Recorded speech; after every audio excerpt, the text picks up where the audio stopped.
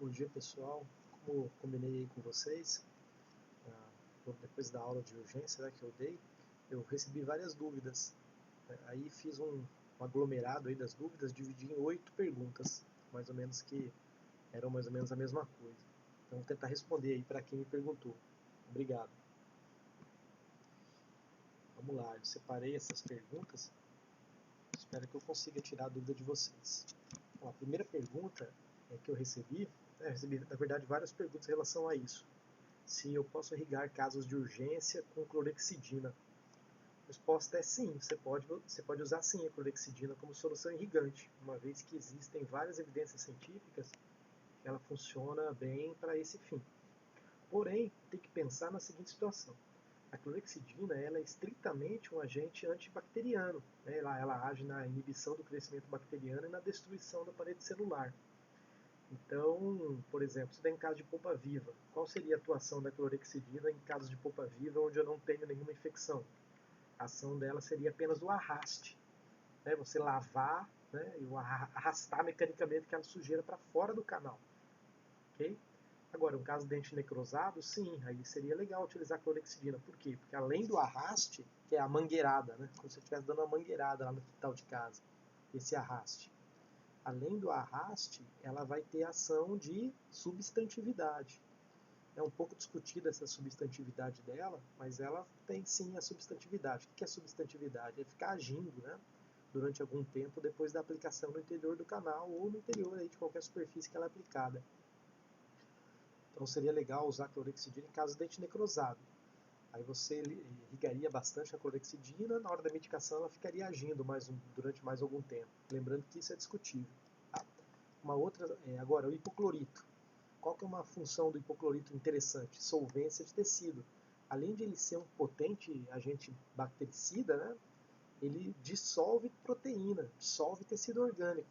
Então, se a gente pensar dentro do dente vivo, tem tecido vivo, que pode ter entrado, está dentro das ramificações do canal. Esse tecido pode ser dissolvido pela ação de solvência do hipoclorito, entenderam?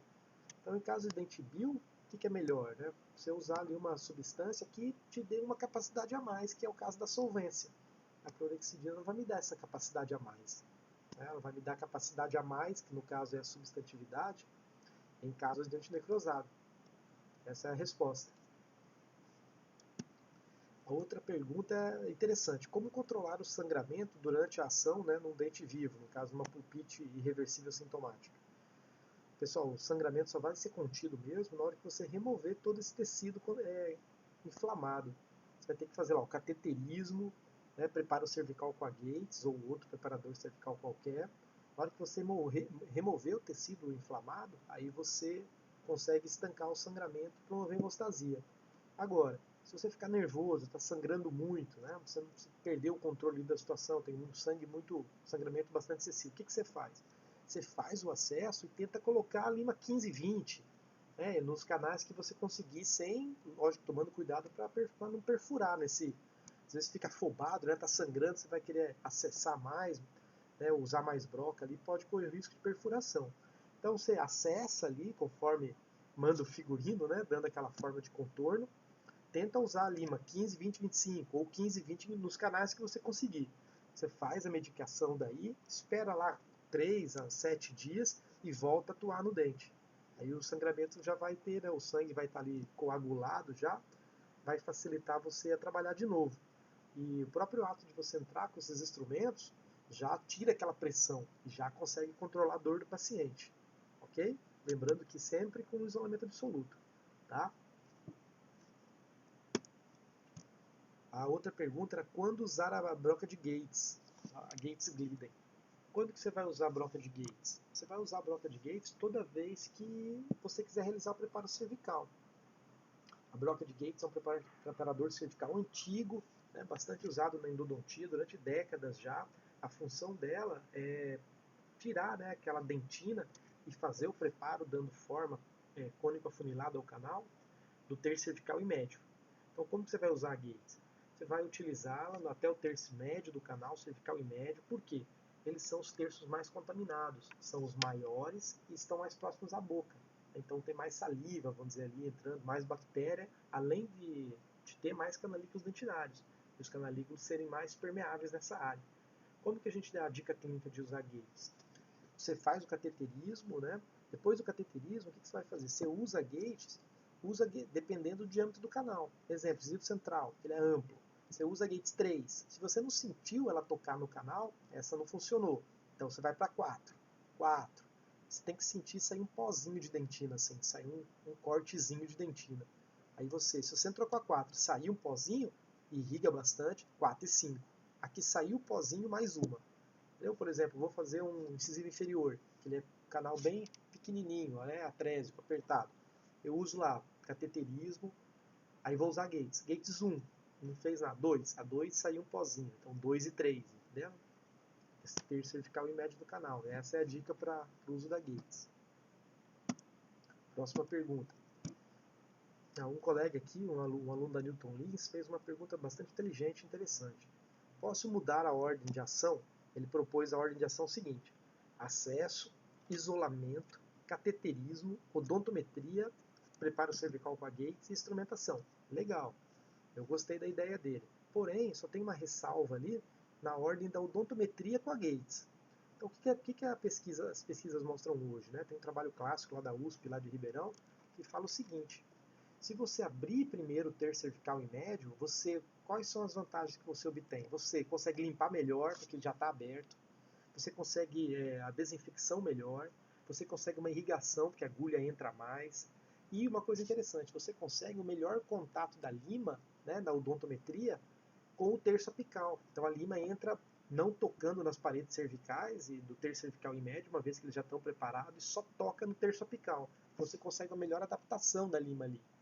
Entenderam? Então, na minha opinião, seria, com embasamento aí nas pesquisas atuais, seria o correto. Acesso, isolamento, cateterismo, 15, 20, 25. Gates, aí sim a odontometria. Ok? Aí depois a instrumentação apical, como o colega colocou. Gostei da pergunta.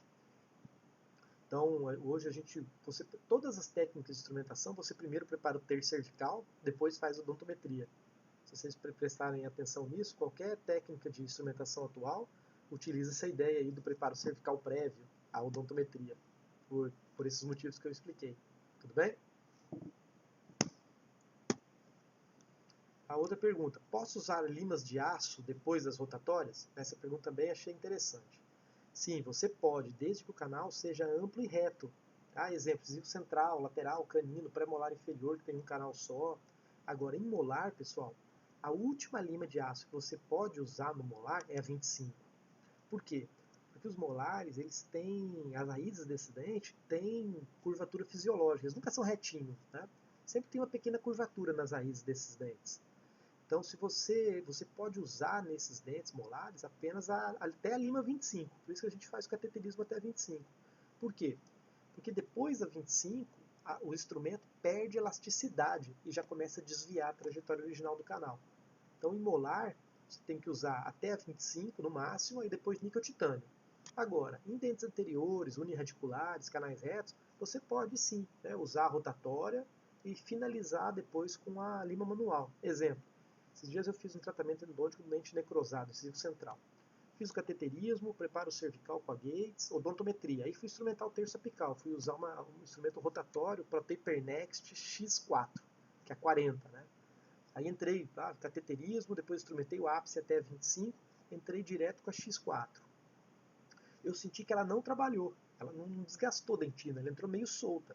O que eu fiz? Irriguei bastante, lógico, a cada troca de instrumento, após o preparo cervical, irrigação é importante. Aí entrei com a 45 manual, que é uma acima da 40, que é a ponta da X4, 45 manual, 50 manual, 55 manual. Eu utilizei então o hibridismo aí com lima manual, você pode usar sim, né? Desde que, como eu falei, desde que seja canais retos e amplos, tá? Você pode complementar. Agora, em molar, dente que tem curvatura, aí é só rotatório mesmo. Ou até no máximo a 25 no terço apical. Depois da 25 a gente já não tem mais embasamento científico hoje para utilizar aço. Ok? Então, fica aí a minha resposta em relação a isso. Uma coisa que pode ter confundido, talvez, né, foi que eu falei para usar o aço em caso de abscesso. Você tem um caso de abscesso agudo, aquela pressão ali na região apical. Então, você usa o instrumento rotatório, vamos dizer, estou trabalhando no molar. Eu uso o instrumento rotatório, depois eu vou com a 15, 20, 25, passando do CTR, para abrir o ápice, como se eu estivesse instrumentando.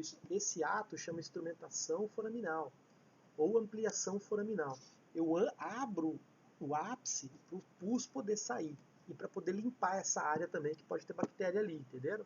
Então eu posso usar até 15, 20, 25 em molar para ampliar o forame, para eu abrir aquela área para poder ter drenagem de pus via dente. Talvez é isso que tenha confundido um pouco vocês. Tá? Então, resumindo, em molar eu posso usar aço até 25, em dente uniradicular, né, os outros dentes, eu posso usar, sim, complementação com a lima de aço, tá? Desde que não tenha curvatura. Tudo bem? Boa pergunta essa daí, gostei.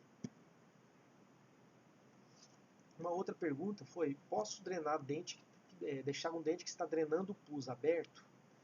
Essa é uma pergunta clássica, né? Toda vez que eu dou aula de urgência na universidade, em qualquer lugar, na especialização, essa é a pergunta clássica. Hoje a gente não pode mais deixar dente aberto. Toda vez que a gente vai realizar um tratamento aí de urgência, você tem que fechar o dente, abrir aquela sequência lá. Diagnóstico, anestesia, acesso, isolamento, cateterismo, preparo cervical, odontometria, preparo apical. Essa é a sequência de todos os casos de endodontia. Porém, você vai deixar aberto somente no caso que você não está lá trabalhando um tempão, sai pus, não para de sair pus, tem outro paciente esperando, ou você já está lá um tempão, a drenagem não para, aí você pode deixar aberto e pode ir para o paciente acompanhar isso em casa, por no máximo 48 horas. Então o ideal seria você começar agora, abrir e colocar medicação, né? Instrumentar, tudo como eu falei, colocar medicação e colocar o material sanador provisório. Caso não dê tempo, em último caso, você pode deixar o dente aberto. Aí no outro dia você atende esse paciente e termina o trabalho.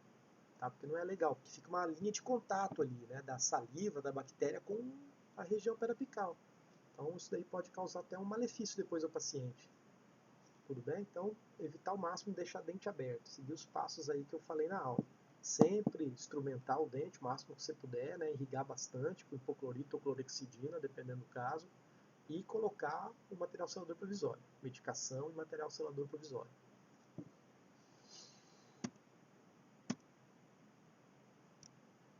Outra pergunta legal. Quando prescrever antibiótico? Pessoal, na prescrição de remédio, a gente tem que usar o nosso conhecimento, tá bom? Como que eu vou usar um antibiótico? Vou usar um antibiótico em caso de ação de micro-organismo. O paciente chega lá muito inchado, você vê que aquele inchaço ali tá com uma situação ali preocupante, pode dar uma angina nesse paciente, você prescreve antibiótico. O paciente está com uma dor severa, o dente necrosado, uma pericementite aguda, o abscesso agudo, antibiótico. O paciente tem um problema de saúde, o paciente diabético, válvula cardíaca, marca-passo, um problema sistêmico, pressão alta, tem um quadro de infecção, antibiótico, tá bom?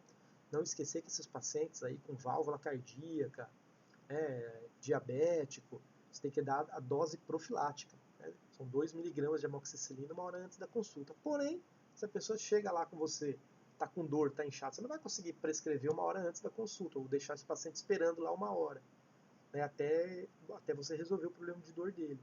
Então, às vezes, é bom você ter uma amoxicilina no seu consultório, porque antes de atender, você já prescreve para esse paciente, já dá para o paciente tomar ali mesmo, né? Lógico, ele não sendo alérgico à penicilina, né? Então, aí, ou se você não tiver, logo depois que você faz o procedimento, você já receita o antibiótico para ele. Agora, o que não faz sentido é pulpite aguda antibiótico. Eu já vi muito caso assim. O paciente lá está com aquela dor irradiada, né? Um quadro clássico de pulpite irreversível sintomático ou pulpite aguda, antibiótico. Não é por aí, você tem que saber receitar antibiótico. Tanto é por isso que a Anvisa agora proibiu, né? O uso a venda de antibióticos sem receita, porque o pessoal fica receitando antibiótico para qualquer coisa. Precisamos começar a pensar na nossa ação antes de receitar. E outra coisa, não adianta só receitar antibiótico. A pessoa chega lá inchada, você tem que trabalhar, você tem que abrir, como eu já falei inúmeras vezes. Você tem que acessar, você tem que limpar, você tem que remover a bactéria que está dentro do dente. Senão não adianta você receitar antibiótico, não, toma antibiótico e volta amanhã. Não adianta. Tem que fazer. Né? Ou acessar, ou se for uma raiz residual, extrair, não sei. Você não, dificilmente alguém que te procura, você vai receitar um remédio para a pessoa ir para casa para depois voltar, entenderam? Uma atividade odontológica não é assim. tudo bem? Você tem que alguma coisa você tem que fazer manualmente, tem que sentar e fazer necessariamente. Aí você prescreve um antibiótico ali como um coadjuvante da sua ação. Tá? Ele não é o principal é você, dentista. Tá? E a última pergunta, a pergunta de uma ex-aluna nossa da especialização. Um abração aí pro pessoal que foi meu aluno de especialização que assistiu meu vídeo. Sempre vão ser bem lembrados aqui no curso pela gente, tá?